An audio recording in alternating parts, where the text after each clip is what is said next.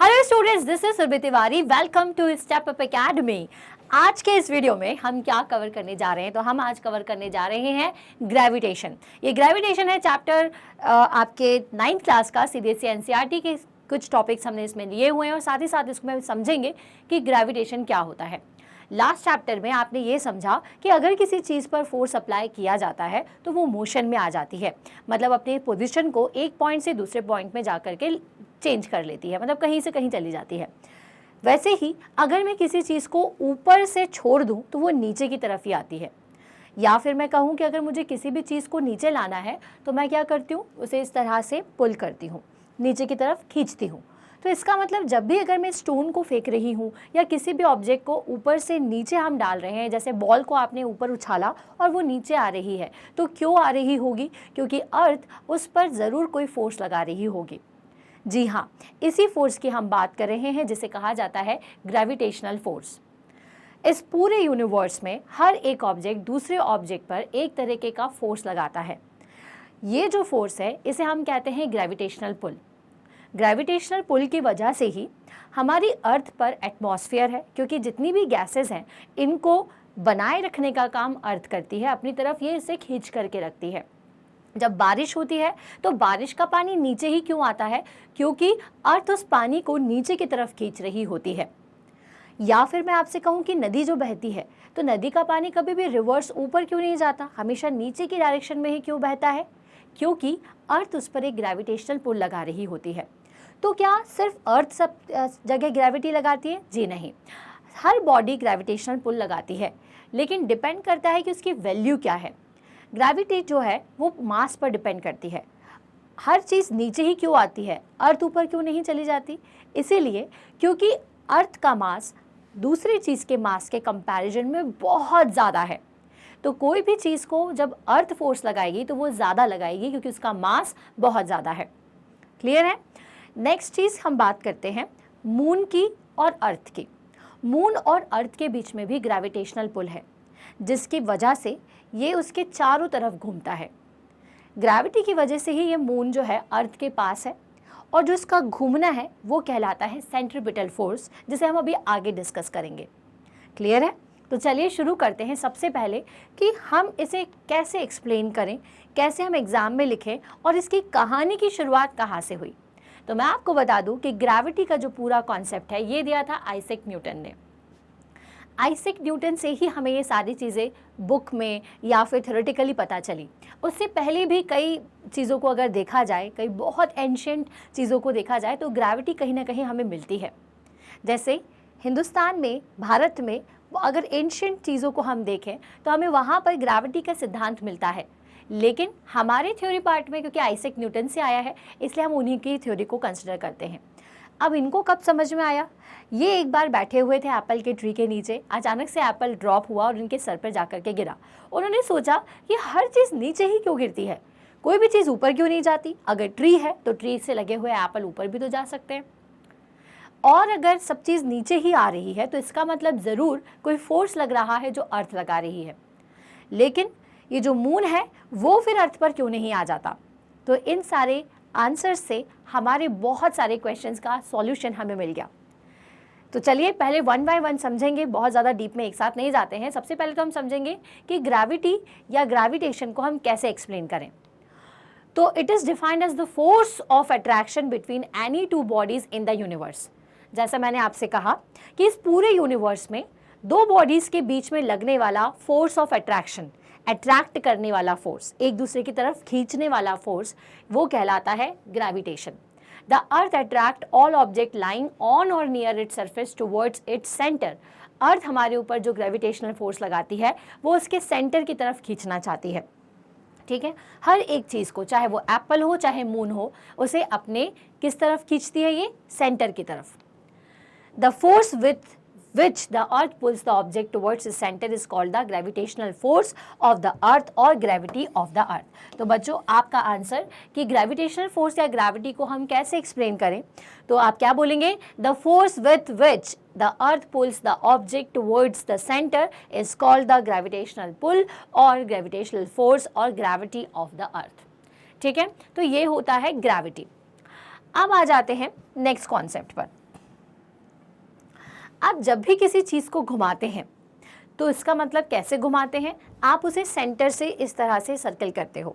जैसे कि अगर आपको मैंने थ्रेड में स्टोन बांध करके दे दिया तो आप क्या करेंगे, उस स्टोन को इस तरह से घुमाएंगे, तो ये जो स्टोन है उस पर एक फोर्स लग रहा है। कहाँ से लग रहा है, सेंटर से, जो कि आर्म आपका जो हाथ है वो उस स्टोन पर प्रोवाइड कर रहा है। ठीक है, तो उसी तरीके का जो फोर्स है अर्थ मून पर लगा रही होती है। एक तरीके का थ्रेड या फिर आप कह सकते हो एक तरीके का पुल ऐसा है कि जिसकी वजह से जो मून है वो अर्थ के चारों तरफ चक्कर लगाता है। ठीक है, जिसको हम क्या कहते हैं, gravitational pull. Now centripetal force is a force that makes a body follow a curved path. तो सेंटर से लगने वाले फोर्स को हम सेंट्रीपिटल फोर्स कहते हैं। और इसे फॉलो कौन करता है, इसके एग्जाम्पल्स क्या क्या हैं।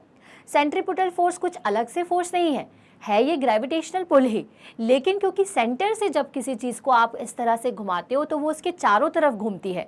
वैसे ही अर्थ और मून के बीच का जो डिस्टेंस है वो इस तरह से है कि जब अर्थ मून पर इस तरीके का पुल लगा रही होती है और मून भी अपना एक अलग रोटेशनल स्पीड में है, तो जिसकी वजह से वो अर्थ के चारों तरफ एक चक्कर लगाती है और उस टाइम पर ये जो ग्रेविटेशनल पुल मून पर लगता है उसे हम कहते हैं सेंट्रीपिटल फोर्स। तो अभी फिलहाल हम इसे इतना ही छोड़ते हैं कॉन्सेप्ट को और आगे इसको और डिटेल में जानेंगे।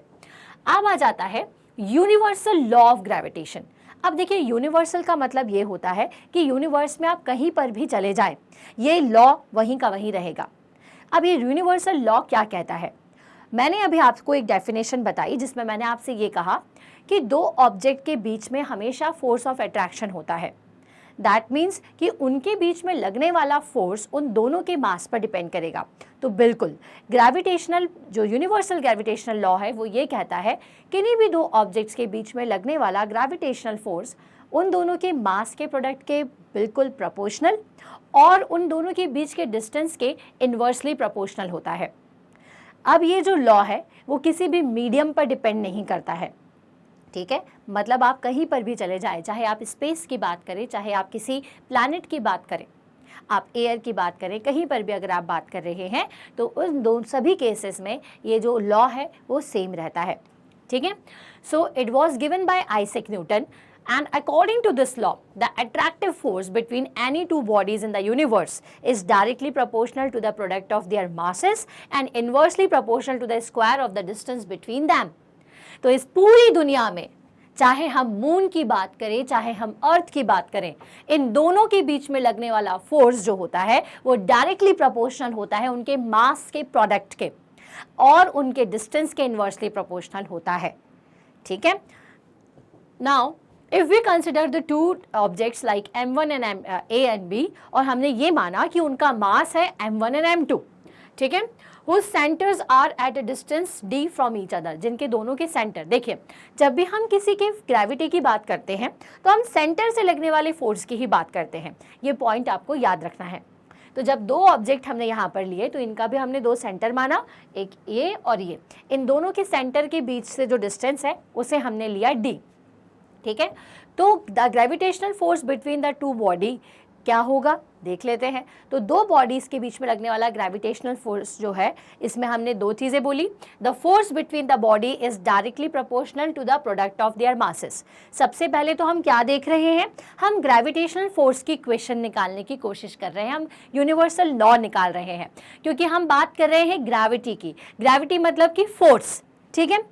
तो ये जो ग्रेविटेशनल फोर्स है वो किन किन बातों पर डिपेंड करता है, तो ग्रेविटेशनल फोर्स डायरेक्टली प्रोपोर्शनल होता है प्रोडक्ट ऑफ मास के, ठीक है, दोनों बॉडीज के बीच के मास को प्रोडक्ट कर लीजिए। एंड साथ ही साथ ये जो फोर्स है वो इन दोनों के बीच के डिस्टेंस के स्क्वायर पर भी डिपेंड करता है। मतलब इन दोनों से हमें एक बात समझ में आती है, जितना ज़्यादा मास उतना ज़्यादा फोर्स और जितना ज़्यादा डिस्टेंस उतना कम फोर्स लगेगा।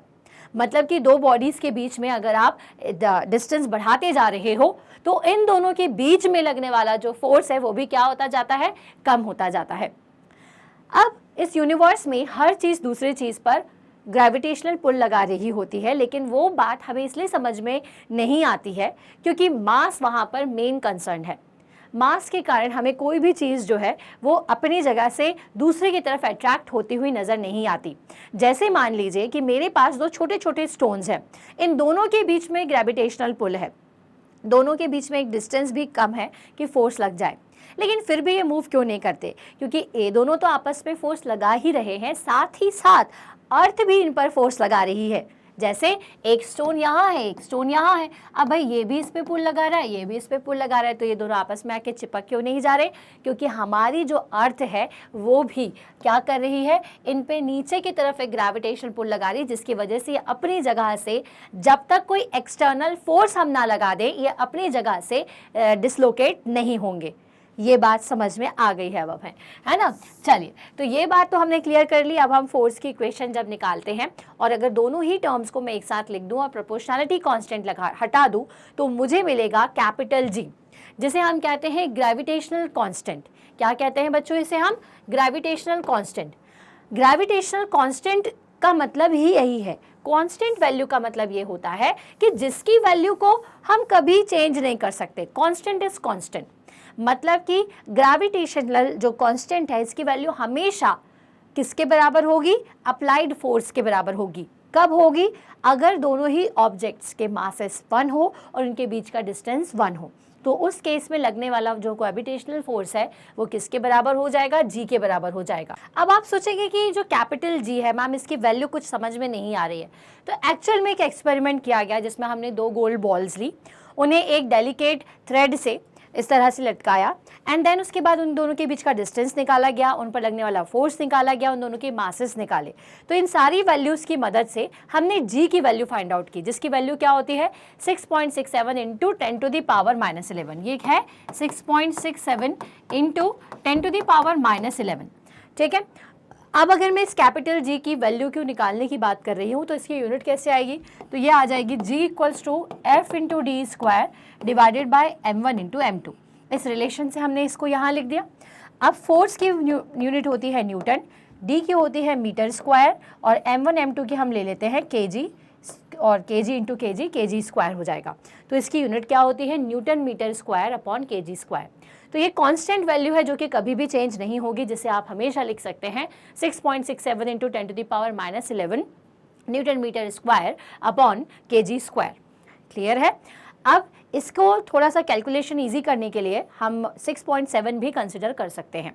ठीक है, चलिए, तो ये होता है ग्रेविटेशनल कांस्टेंट, जो कभी भी किसी मीडियम पर, किसी के मास पर, डिस्टेंस पर डिपेंड नहीं करता है। इसकी वैल्यू 6.67 इंटू 10⁻⁻11 होती है अगर हमने M1 M2 को यूनिट और D को भी यूनिटी रखा हुआ है तो। क्लियर है? चलिए, it's value does not depend, जैसे कि मैंने आपसे कहा कि इसकी वैल्यू किसी भी मीडियम पर डिपेंड नहीं करेगी, दो बॉडीज़ के and the masses of the bodies और द डिस्टेंस बिटवीन दैम। अब हमने यहाँ पर सारी चीज़ों को 1 रख के देखा, सारी चीज़ों की वैल्यू 1 रखा, दैट मीन्स मासेस को भी 1 kg रखा और हमने डिस्टेंस को भी 1 डायमीटर रखा, तो उससे जो हमें वैल्यू मिलेगी वो वैल्यू कौन सी थी? 6.6। उससे जो हमें एक रिलेशन मिलेगा वो रिलेशन ये है कि फोर्स जो है वो ग्रेविटेशनल कांस्टेंट के बराबर हो जाएगा। Hence, the universal gravitational constant is defined as the gravitational force between two bodies। तो अगर मुझे कोई बोले कि ग्रेविटेशनल कांस्टेंट है क्या, तो क्योंकि अगर मैं सबकी वैल्यू यूनिटी रख रही हूँ तो उससे मुझे एक कॉन्सेप्ट मिलेगा, उससे मुझे ये पता चलता है कि gravitational constant is equal to the gravitational force, या फिर मैं ये कह सकती हूँ it is defined as the gravitational force between the two bodies of unit mass and separated by the unit distance from each other placed anywhere in space. कोई दो bodies जिनका मास 1 मीटर है, 1 kg है या यूनिट ही है, ठीक है, और जो कि स्पेस में कहीं भी एक यूनिट डिस्टेंस पर है, उन पर लगने वाला जो ग्रेविटेशनल फोर्स है उसे ही हम ग्रेविटेशनल कांस्टेंट कहते हैं। अब इसकी एसआई यूनिट क्या होती है वो मैंने अभी आपको बताया, newton metre square upon kg square. The value of g was found by, जो मैं आपको एक्सपेरिमेंट की बात कह रही थी अभी, वो हेनरी कैवेंडिश ने 1731 से 1810 के बीच में हमें दिया था। एक सेंसिटिव बैलेंस की मदद से उन्होंने हमें कैपिटल G की वैल्यू आइडेंटिफाई करके दी थी। अब ये जो यूनिवर्सल लॉ ऑफ ग्रेविटेशनल है वो सक्सेसफुली एक्सप्लेन्ड सेवरल फिनोमेना।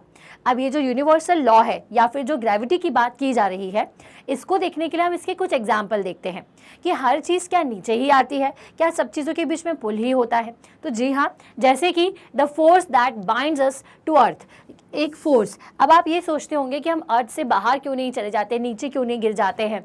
तो क्योंकि इसलिए नहीं गिर जाते हैं, हवा में इसलिए नहीं उड़ जाते हैं क्योंकि हमारे ऊपर अर्थ एक ग्रेविटेशनल पुल लगा रही होती है। ठीक है, हमारे ऊपर जो अर्थ है वो एक तरीके का ग्रेविटेशनल पुल हमें अपनी सेंटर की तरफ खींच रही होती है, जिसकी वजह से हम अर्थ पर ही बने रहते हैं। दूसरा, the motion of the moon around the earth, ये भी क्या है, मोशन क्यों करती है अर्थ, क्योंकि भाई अर्थ की ग्रेविटी जो है वो मून से ज़्यादा है और मून को वो अपनी तरफ खींचती है। और वैसे ही मून इसके ऊपर इसलिए नहीं आ जाता क्योंकि उसका भी एक ग्रेविटेशनल पुल है। अब इस ग्रेविटेशनल पुल के कारण वो कोशिश तो करता है अर्थ को, जैसे कि भाई टग ऑफ वॉर हो रही है, एक मोटा लड़का एक छोटा थोड़ा सा दुबला पतला लड़का है। अब दोनों, वो इतना भी दुबला नहीं कि मोटे लड़का उसको खींच ले, लेकिन उसकी तरफ उसका झुकाव रहेगा, लेकिन पूरी तरीके से वो उसे नहीं खींच पाएगा। वो लड़का चाहे तो उसको घुमा भी सकता है। ठीक है, तो उसी तरीके से मून जो है उसका जो ग्रेविटेशनल पुल है वो एज कम्पेयर टू अर्थ कम है, क्योंकि अर्थ से मून काफ़ी छोटा है, जिसकी वजह से अर्थ उसको अपनी तरफ खींचती है, लेकिन मून भी एक पुल के कारण उससे दूर ही रहता है। और इसी वजह से, क्योंकि दोनों रोटेशन में है, तो इन दोनों के रोटेशन की वजह से जो मून है वो अर्थ के चारों तरफ चक्कर लगा लेता है। तो ये भी एग्जाम्पल है ग्रेविटेशनल पुल का। Now the motion of the planets around the sun. अब भैया, अब जो सन है वो तो और ज़्यादा बड़ा है, अर्थ से भी ज़्यादा बड़ा। तो ये जो सन है वो क्या करता है, ये सारी दुनिया स्पेस के जितने भी प्लैनेट्स हैं जो कि हमारे सौरमंडल में आते हैं, सोलर सिस्टम में आते हैं, उन सबको अपने चारों तरफ घुमाता रहता है। ठीक है, क्यों, क्योंकि भाई उसका ग्रेविटेशनल पुल इतना ज़्यादा है। अब इसके सन के अंदर भी बहुत सारी गैसेज हैं, ये सारी गैसेस, ये सन आपको पता है ना कि सन किससे बना हुआ है, गैसेस का गुब्बारा है एक तरीके से। तो ये जो गैसेज हैं वो इसके अंदर ही क्यों रहती, बाहर क्यों नहीं आती, because of its gravitational pull. इसके खिंचाव की वजह से वो इसको पकड़े रख रहा है। जैसे आप पतंग को पकड़े रखते हो ना, वैसे ही ग्रेविटेशनल पुल को समझो कि वो ऐसी पकड़ी हुई रहती है, वो एक थ्रेड से, है ना। चलो नेक्स्ट है, the occurrence of the tides is due to the gravitational force of attraction of moon. अब हमारे जो टाइड्स आते हैं ऊपर ऊपर, ये जो पानी इतना उठ जाता है, तो कैसे उठ जाता है, आपने देखा होगा कि भैया सुनामी आ गई, ये आ गई, वो आ गई, तो ये ग्रेविटेशनल पुल की वजह से ही। अब ये ग्रेविटेशनल पुल कौन लगा रहा होता है, आपका मून। ग्रेविटेशनल पुल की वजह से ही सी वाटर जो है वो हाई टाइड्स की तरह ऊपर जाता है और नीचे आता है।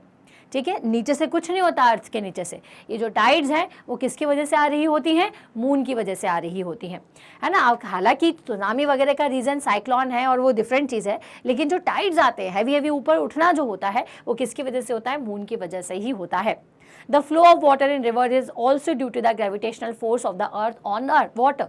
अब क्योंकि वाटर पर भी अर्थ एक ग्रेविटेशनल फोर्स लगा रही है, इसलिए पानी हमेशा बहता है और नीचे की तरफ ही बहेगा, ऊपर की तरफ तो अपोजिट डायरेक्शन में नहीं जाता है। तो कोई भी चीज़ इस अर्थ पर अगर आप बात कर रहे हो कि नीचे आ रही है, तो क्यों आ रही है, बिकॉज ऑफ ग्रेविटेशनल पुल। हर चीज़ को ग्रेविटी के कारण वो खींच रहा है। अभी तो मैंने इसे जकड़ा हुआ है, लेकिन जब छोड़ूंगी तो नीचे जाएगा, नीचे जाएगा। क्यों जाएगा, क्योंकि अर्थ इसके ऊपर एक फोर्स लगा रही होती है।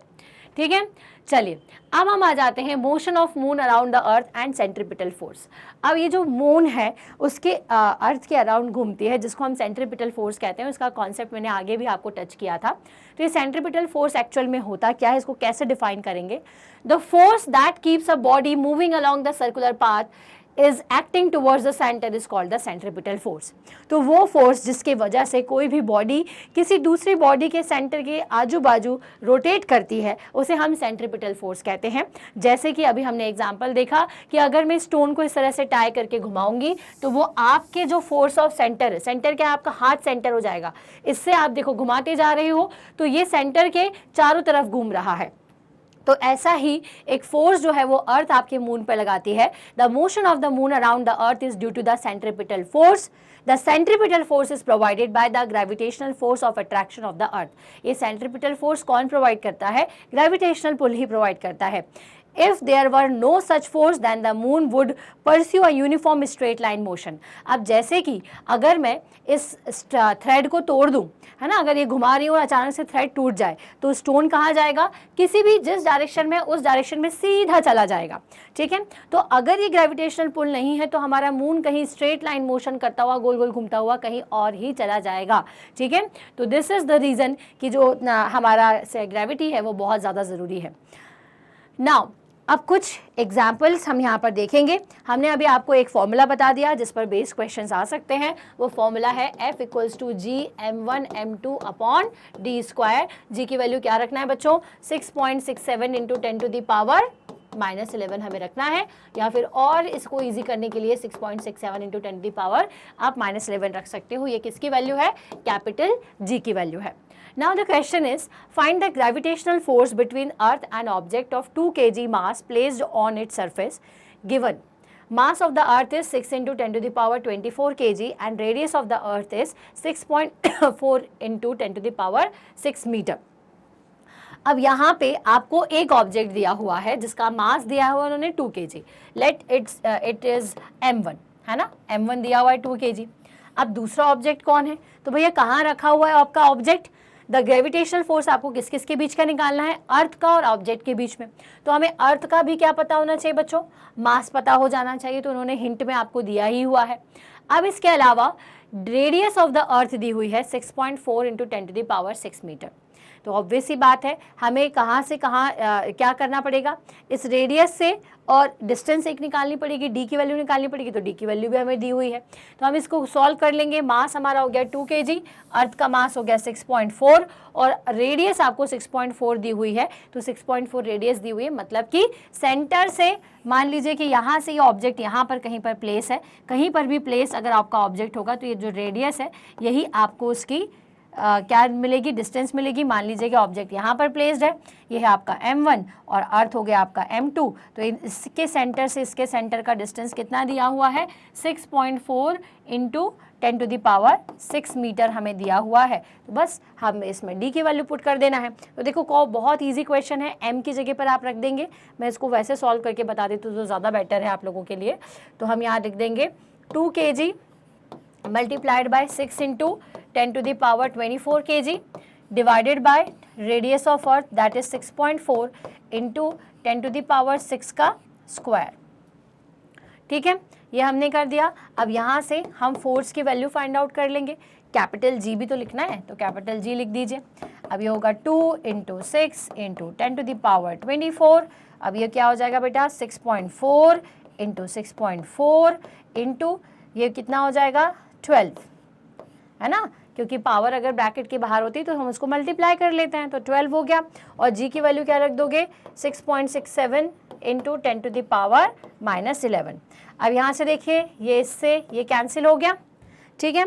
और साथ ही साथ यहाँ पर वैल्यू कितनी हो जाएगी अपने पास, अब 2 into 6 into 10 to the power 12 divided by 6.4 multiplied by 6.4, ठीक है।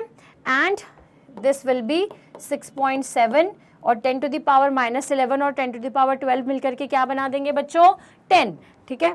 देखो मेरी राइटिंग थोड़ी सी आज गड़बड़ हो गई है, पर मैं यहाँ पर साफ साफ क्लियर लिख देती हूँ।